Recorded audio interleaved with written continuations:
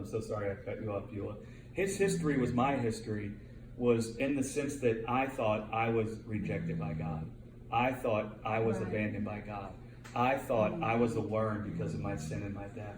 I thought he was displeased with me and dissatisfied with me. Mm-hmm. I interpreted my life in this world that way. Mm-hmm. And then I saw Jesus come, and he told my story as it actually was by entering into my story.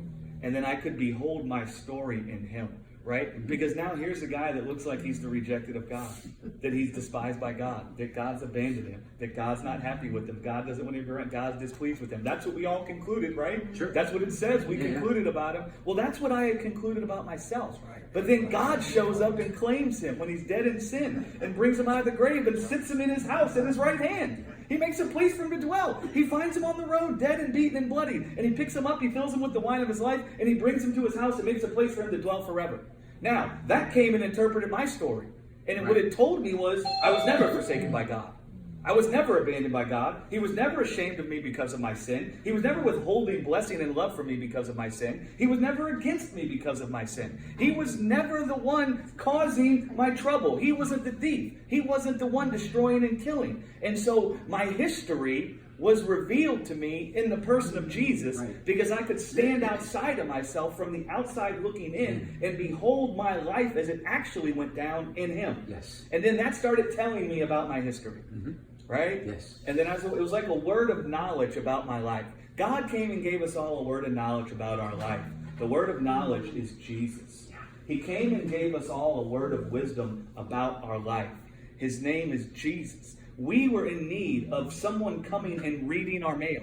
You know how we all used to go to the meetings to get someone to read our mail? To hopefully tell us about how we're going to have a child, or we're going to have a spouse, or we're going to have a business, or we're going to have money, or we're going to have a ministry. That's like we're all the time coming to church so we can hear that word. Well, there was a much greater word of knowledge. There's a much greater word of wisdom. And I don't say we can't have that. But God came and he gave us all a word of knowledge to read our mail and tell us about our life with him when we couldn't see it. And he did that through Jesus. Right? And so now, his story is my story. Why could he be nailed to a tree? Because the world was nailing me to a tree.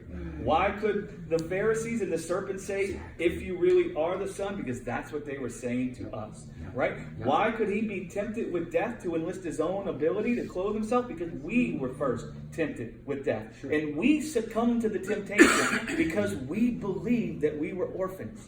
Well, now here comes Jesus in the same place. And he says, I'm not an orphan. And he says, Father, right in the midst of us all concluded, he's an orphan. We're orphans. He's an orphan. And then God shows up. And he's mine. What? Did that guy just show up? Wasn't that guy nailed to a tree? And then you start identifying with Jesus. And you start seeing your whole life with God. And you start getting clarity, right? Sorry, Beulah.